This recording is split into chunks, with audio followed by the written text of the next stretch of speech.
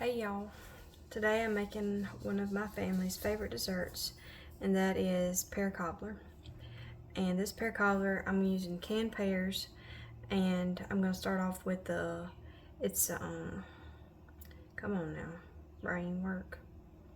It's an apple dumpling dough that I'm using. And this recipe is found on Cook's Country's website for their baked apple dumplings. This is the recipe for my dough part I'm going to be using, and in future videos I will show how I can the pears and do all that fun long process. So it is fun, really it is fun.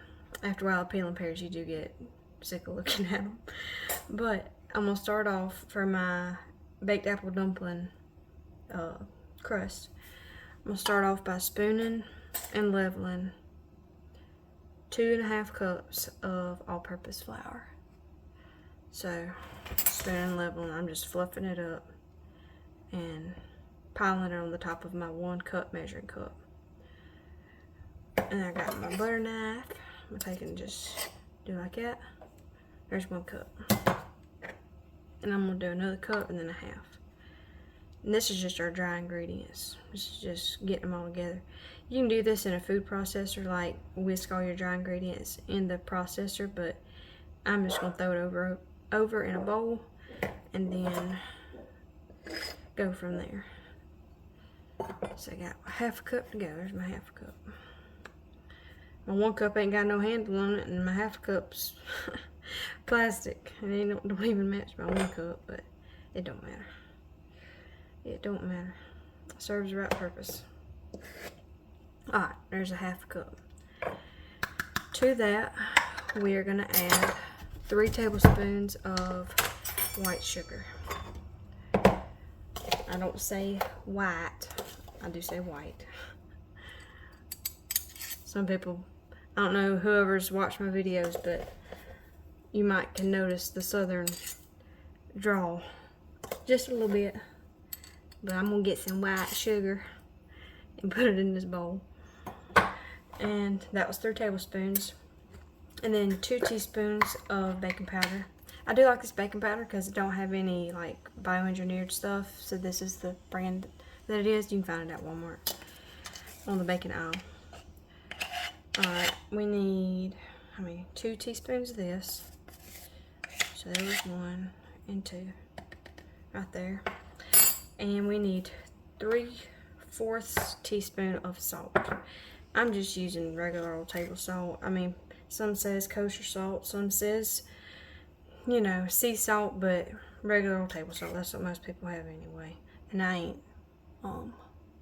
leveling this with the knife, it don't matter. So you just, that was 2, 3. And to get a 3/4 measurement, just use a 1/4 teaspoon and then just do it 3 times and then you'll have your 3/4. So there was my salt. And I'm gonna grab, you can use a whisk, I'm just gonna use a fork, how about that? That's easy. So you want to whisk all your dry together like this. And after we get done with this, we're gonna set this aside and I'll show you what to do next. So there you go. We're just gonna set this over here to the side. And our next thing we're gonna do is our wet ingredients. So for this, you're gonna need butter, you're gonna need shortening, well, and you're gonna need buttermilk. But for now, we're gonna work with our shortening and our butter. So for this, you're gonna need a little plate because this is gonna go in the freezer. I found it's easier because you're gonna want to chill this. You want this to be extra cold. Some people want to chill it in the refrigerator. Some people do it in the freezer. Most tells you to just stick it in the refrigerator. I like to stick mine in the freezer so it to be extra cold. I mean, if you got a warm kitchen, you've been baking, you've been cooking. In my case, I got a gas oven. It's going to be hot in here. I want to make sure my ingredients are nice and cold. So for this recipe, you're going to need 10 tablespoons of unsalted butter cut into 1/2-inch pieces and chilled. Now, I used to think this really didn't matter a whole lot, but I realized that with this, you need your butter cut individually so that it can chill overall better, if that makes sense. So here, 1 stick of butter, for those of you, just to clarify. So a stick of butter is 8 tablespoons. Total, we need 10 tablespoons. So we have 2 sticks of butter here. I'm gonna go over here. I'm gonna go ahead and cut 2 tablespoons away from this stick. There's your 10 tablespoons right there. And you can do it tablespoon for tablespoon. When they say, when you hear 1/2 inch pieces, just cut it tablespoon for tablespoon. And I'm gonna put it on this glass plate right here. This is gonna go in the freezer. So, it ain't going in there to literally freeze. You just want it extra cold. And you ain't even gotta do completely 1/2 inch pieces. I'm just cutting them up and throwing them on there. It's all gonna get blended, and the next step that you do this in, you're not gonna need to know tablespoon for tablespoon. This is just your initial measurement time.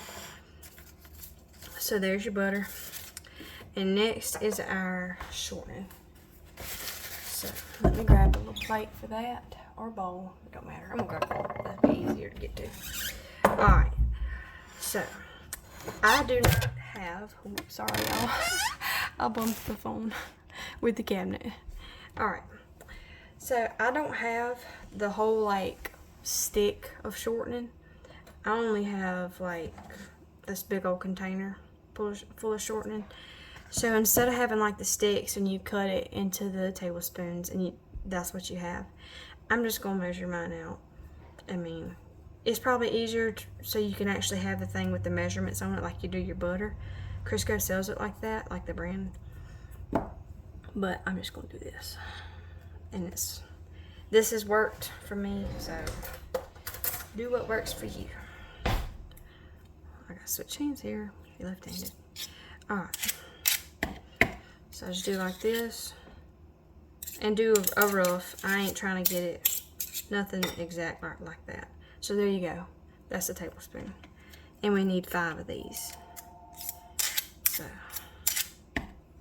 let me do 5 tablespoons of shortening. Alright, that's 1. Is that the right one? There. There's 2. And like I said, it ain't gotta be exact. You don't want to just mound it up on there and say, oh, it ain't gotta be exact. Don't stress it, don't stress just getting the perfect tablespoon. This is fine. It's 3. And this is gonna go in the freezer too. There, 4. And there, 5. This is pretty, it ain't hard. It ain't like you're, going through a lot of trouble to do this step versus the sticks. It ain't hard. So there's your shortening and there's your butter right here, and this is going to go into the freezer until I think it's chilled enough. Now that can take however long. Usually in between that time, you gotta find something to do, wash dishes or whatever. In between that time, it'll go by pretty quick. So just go throw this in the freezer. I'm gonna give it 20 minutes or so in the freezer. And like I said, you don't want it froze. You just want it extra chilled. Alright, I just want to say too, for this recipe, the measurements and everything I just gave you was for 1 batch of the dough. And for this cobbler, since I'm going to be making a big old 9 by 13, you will need twice that amount. So what you just did, you're going to do again. Repeat the process. And the reason why we just don't double it up and do 5 cups of flour, and so forth is, alright, I speak from experience. I've done this before. Don't try to double a recipe and stick it in your food processor and expect it to work. It will be a big mess. You'll wind up wasting a lot of ingredients. I've done this before. I've tried to double this recipe, stick it all in the same food processor, and I wind up wasting it and having to throw it away. I was so sad. So you want to work in batches if you're doubling something. And this is a good rule of thumb for really any recipe. So I just want to throw that out there. This is a one batch that I just showed you how to do. You're going to want to do 2 batches. So repeat the process and it'll all make sense in the end, hopefully. Alright, our butter and our shortening has been in the freezer, and it's kind of been a little longer than 15 minutes. It's been probably like 2 hours. I got busy doing some stuff, but it's still fine. I mean, your shortening ain't gonna like completely harden. Now your butter is pretty hard. I mean, but to me that's the way you want it. So now that our butter and our shortening has been in the freezer for a while, what I'm gonna do is I'm gonna take my flour mixture over here. Let me grab some paper towel real quick. And here's our food processor. And this is what you're gonna want to make this process a whole lot easier and quicker. So let's see. Yeah, I'll start out with this. I'm gonna start with my butter, and the original way you're supposed to do this is you're supposed to just dump all your flour in there and add all your butter and shortening on top. Well, I've tried that, and I learned that that is not the best or easiest way to do it. Best way is to kind of like layer my shortening and my flour on top of each other, so that when that blade starts going around, it incorporates a whole lot more even. So I got a layer of butter, and now just a little layer of flour. And there's no certain amount to this either. It's just butter, flour, shortening. That's all I'm doing. So just layering it like that. This is the best way I found to make sure everything gets in there good. Alright, once we get this all in here, layered up, we're going to stick our lid on. And you're going to want to pulse this or process this until it starts to look like wet sand. That's what you want it to look like. It's like just moist or wet sand. So I'm gonna grab my lid, put my lid on, and I'm just gonna pulse it about 10 times until it looks like wet sand. Alright, after about 10 pulses, this is what you want your mixture to look like. And if there's sometimes like in the bottom, now don't reach your hand too far down there, there's that blade's in there, be mindful of that. Sometimes there'll be like a big old chunk of butter, and it don't matter if that's in there, that'll be more flavor. And that one, it'll actually create like an air pocket sometimes, and anyway, it'll create flaky layers that way if there's a big old chunk.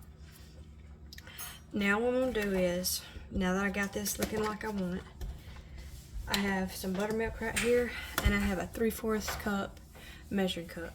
Now you can do this in a liquid measuring cup. This is just easiest for me. So, and this is cold buttermilk. I ain't got it at room temperature, it's just cold. Okay, so hold up now.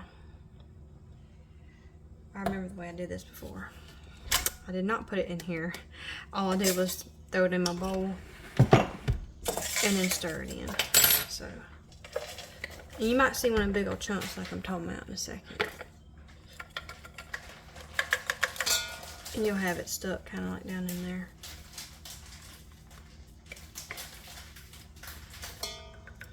But it might have got it all, because like I said, when you layer it like that, it does good at getting it all. Yeah, I don't see no big chunks.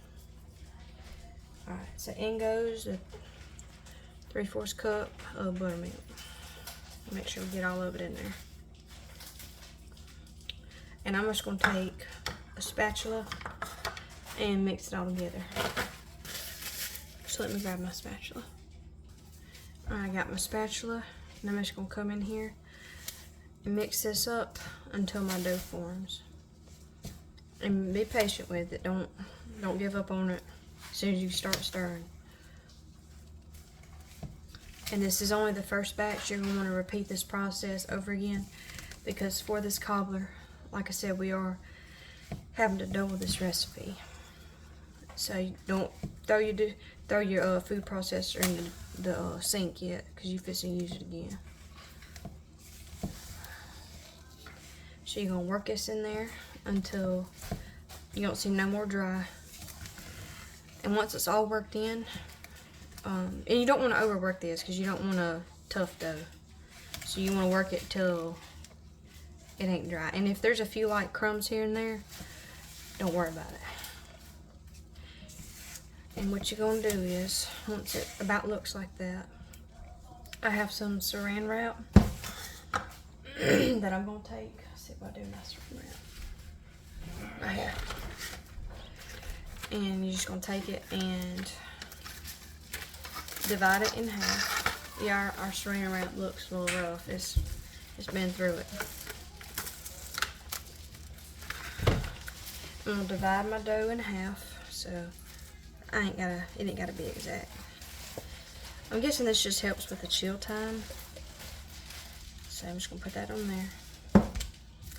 I'm gonna flop that over and press like this. This is just to kind of help when you go to roll it out, because we are gonna be rolling this out once it sits in the refrigerator. So I'm just pressing and kind of getting a rectangle shape, square shape. And we're going to do the same thing for the other side. And I'll show you what that looks like in a second. Grab you some more and repeat the process. Okay, I have both of my doughs wrapped up, and this is going to sit in the refrigerator for about an hour, up to 1 hour, or I'd say I don't recommend you doing this overnight, because I've done it overnight and a little longer than that. And the dough seems to dry out more so. I don't know why, but I would just follow the process, wait about an hour. I mean, don't walk away and wait, forget about it in the back of the refrigerator or nothing, but wait about an hour so it can firm up, and all the gluten in the flour and everything, all the stuff that it does, just let it rest. So repeat what we just done. You want 2 more of these, and I'll see you back when our dough is chilled. Alright, our dough has been resting in the refrigerator for probably close to 2.5 to 3 hours. So next thing we're going to do is, we got a block of cream cheese, 8 ounces cream cheese, and I'm just going to put it over in a bowl. And yes, I'll scrape whatever's left. Put that in there. So from here on out, there is no recipe. So you're just gonna have to do like I do. Pay attention. So I got I ain't gonna use all that. So that's a cup measuring cup, and I got some sugar, just some regular white sugar, and put about that much in there. And you're gonna mix this up. This cream cheese is gonna go between our layers. I'm gonna do 3 layers of dough, and you'll see. So I'm gonna get this all mixed up. Now I like my cream cheese to be not so sweet, to balance with the sweet pears. So that was 1 8-ounce block of softened cream cheese. I'm gonna set this aside. My oven's to my left. I'm gonna just step right here and turn my oven on to 425. That's what you're gonna want to bake your 425, 400, somewhere in there. Alright, so next thing I'm gonna do is dough my sugar for now. I'm gonna go grab my dough. Alright, here's my dough. And you're gonna want to try to keep this dough as cold as possible for as long as possible. I mean, don't freeze it, but just keep it in the refrigerator for as long as you can. So there's 1.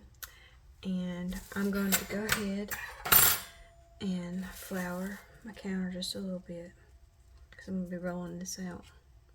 And this is just some more all-purpose flour. I'm gonna just put that right there in the middle, put some on him and on my hands. And if you have a wooden roller pin, that's fine. Rolling pin, that's fine. But I like this one. It's a marble one. It's heavy. It's easier to make the dough do what you want it to. And we divided our dough in half. We might not use this whole thing for the bottom layer of our cobbler, but you might just cut some off and use it for the middle layer. But this is no perfect shape. This is no perfect method to doing this. See, it is kind of crumbly. We'll use them little pieces for something else. And it's probably sticking because I ain't got enough flour on there. And you can take them little pieces, like I said, and use them on another piece of the cobbler. And I'm going to say I went ahead and sprayed my cobbler dish with a little bit of coconut oil. And this is the coconut oil I use. It's the Luann brand. And I find it usually don't stick with that on there. You can probably use like olive oil or spray or really whatever kind of oil you got. Alright, I think that's about good. I'm going to go ahead and take me a knife. And I'm just going to cut some of these edges off right quick. This ain't necessary. I'm just doing it so I have this little extra dough to put in my middle. Alright, kind of just making like a little rectangle there. I'm going to leave that one end on just so it'd be long enough. Alright, and sometimes it might stick to your counter like that. You see right like that sticking? If you ain't got one of these, just make sure you flour your counter extra good. But if not, these little dough scrapers like this, they work so good. Work little miracles. I'm just loosening up my dough. Just a little bit.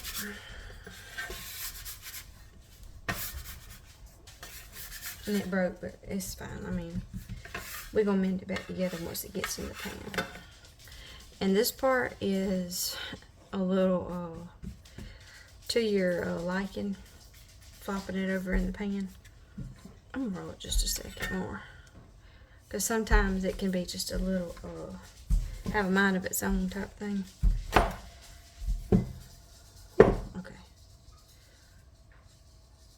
Alright, that did not work. This dough is a little bit wet, I guess. Let's try her again. Maybe roll it just a little too thin. Alright, I'm going to get my pan and set it right beside us so that it is ready to go.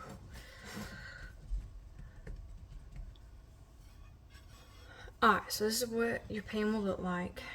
It did give me a little bit more of a fit than it normally does. I don't know why it was so temperamental, but it was. Like I said, it's got a mind of its own. I don't know why it does that. Sometimes it's like it'll be drier, and then sometimes it'll be wetter, and it don't want to roll on my pan or pick up off the counter, but I got it in there. And see, if you got like a little bald spot like that, you can take a piece of your dough from over here in your pile. If you want to, just press it in that spot. I mean, just fill it on up as you see fit. Now this is the next part. We're gonna get into your layering. I'm gonna take my cream cheese, and since we're gonna do dough, cream cheese, pears, dough, cream cheese, pears, dough. That's gonna be your layer, what you call it, lineup, your layer lineup. So I'm just gonna take and spread out about roughly half of this on top of my dough like this right here. And like I said, this is a sprayed pan, so your dough should not stick. I've never tried this with parchment paper, so get on there. So I'm gonna finish spreading this around. I might need just a little bit more than half. We'll see how it goes. Alright, that's fine. It ain't gotta be exactly. Now this is the Stars show here. And yes, this is pears that I canned back in 2023, but they are fine. They smell, I already popped the cap off. But they smell so good. I love to smell them. Okay, I got me a little fork right here. And all I'm gonna do is dump them out. And this is a quart sized jar, if you're wondering, quart sized. This is kind of like apple pie filling, more of like a pear pie filling. And these are just cooked down with water, sugar, and cinnamon. No brown sugar. I'm gonna add some brown sugar here in a second though. But you just get you a good layer of what looks right to you of pears.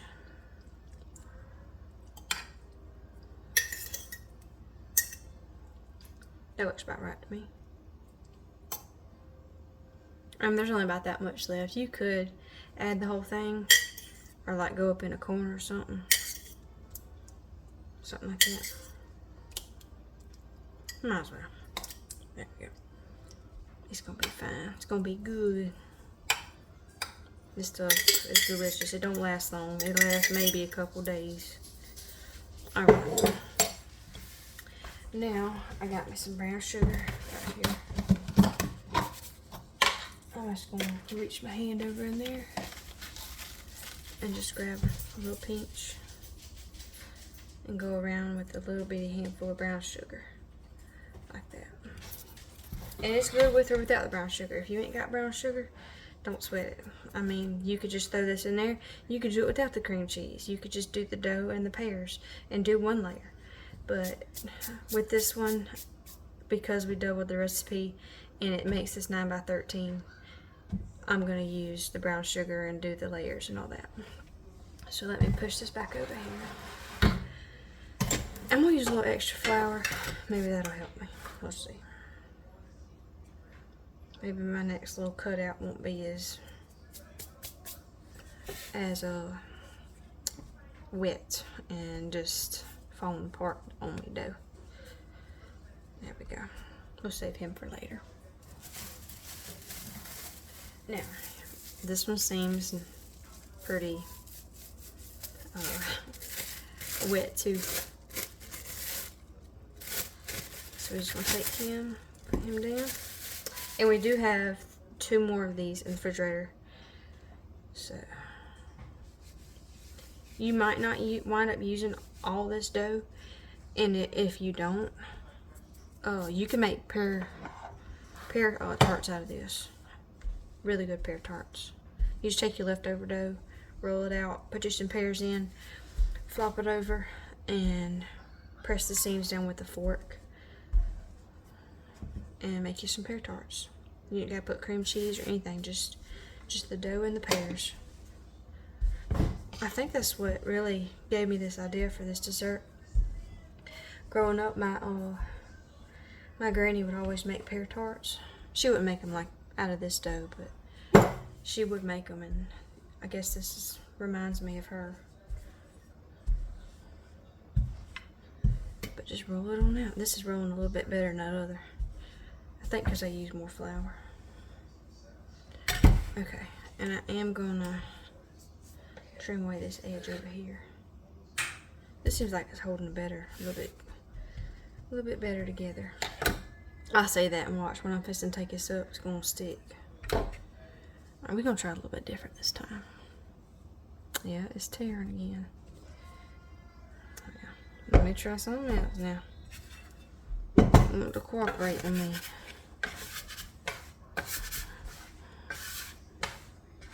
I'm just gonna roll her up and then roll her back out. How about that? Don't want to cooperate. Alright, I'm gonna get her on the cobbler and show you how and what that looks like in a second. Alright, that probably worked the best out of any of it, doing it like that. The way I just done, I just crunched it all up and laid it all out. So we just flop that on top of our pear stuff. Pear pie filling, how about that? We'll call it that. And you might not have enough. It don't look like enough cream cheese to like cover it. So you could just like dollop it in a few spots and spread it there. It ain't gotta be spread over the entire thing. Give it some love. I mean, get in there and spread it on.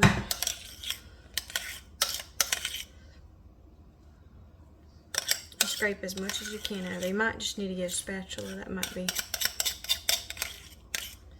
easier and the best. So you get all your cream cheese you can out. So let's try that. There we go. See there? Look at all that we would have been leaving in that bowl. I mean, if you want to, adjust this to your liking. You could really use any fruit you wanted to in this. You could do blueberries, blackberries, raspberries, probably real good. Apples. What else? Anything like that. Oh, that's fine. I'm satisfied with that. We have another jar of pears here. I'm gonna take and just dump them out. Probably just a whole jar. How about that? We'll make a recipe right now.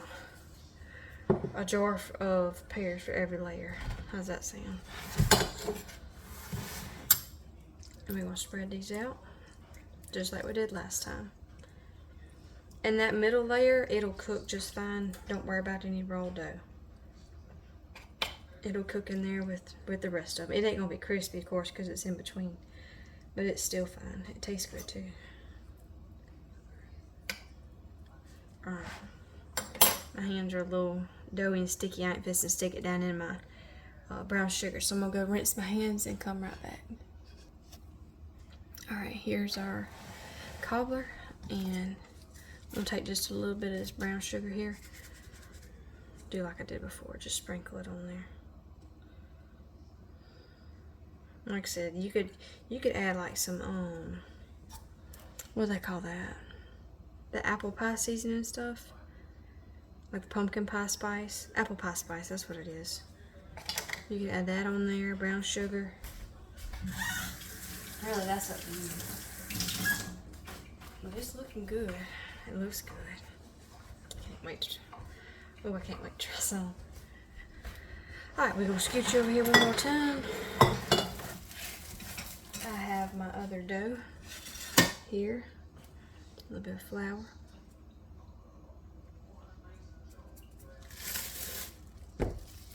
We're gonna roll it out. Now, at this point in the game, you have the option of, you can do like a lattice where you almost like weave it in, or you could just do like one layer like we've done the whole time. Just layer it on there and cut you a couple slits in it for the heat to escape. That is completely up to you how you want to do that. And I don't know if you remember me saying, see that those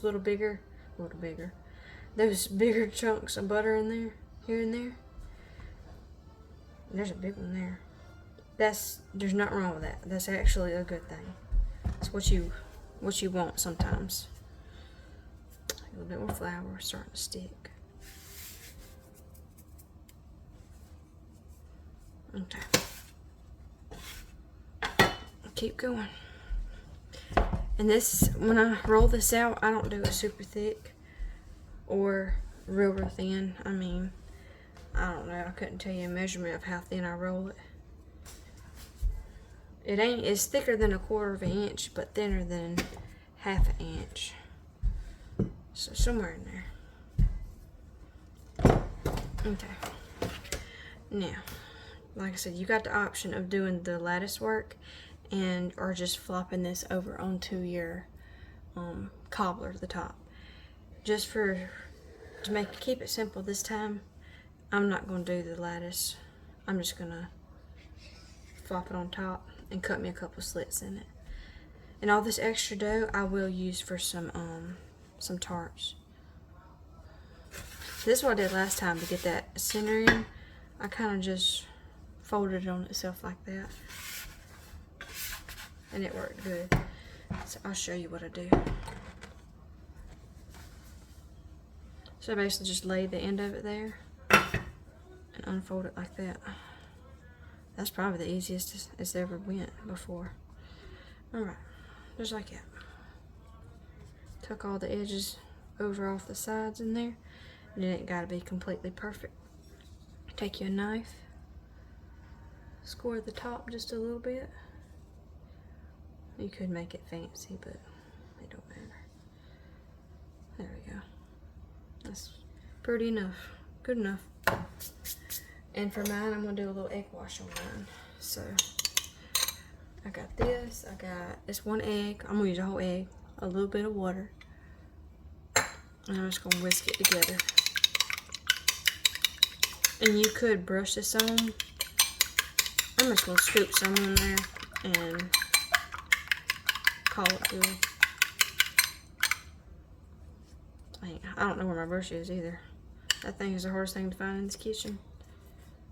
You can look and look and look for it, but this is just as fine. And it'll brown just fine. It won't form a big, thick coat of egg either. It'll make it brown and make it look pretty too.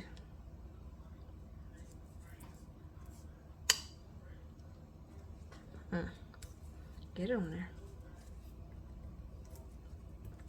You ain't gotta use the whole thing either. And this is not, you ain't even gotta brush it with egg. It'll brown. It just helps it. Helps it to brown better. Alright, put that into the oven at 425. And you're gonna bake this till it's about golden brown and everything is nice and brown and bubbly. Okay, here it is. It's been about 30 minutes. I just took it out the oven just now. But there it is. It's so pretty.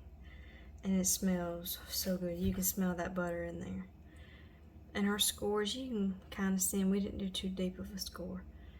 But, and you want to let this thing cool. Listen. I don't know if you can hear that, but that's a good sound. Oh, I can't wait to try some. Let me move you over just a hair, and you can see. See if you can see.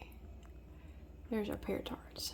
Not as appealing to the eye, but still. I hope y'all can learn from this and go make you a cobbler. Go do it.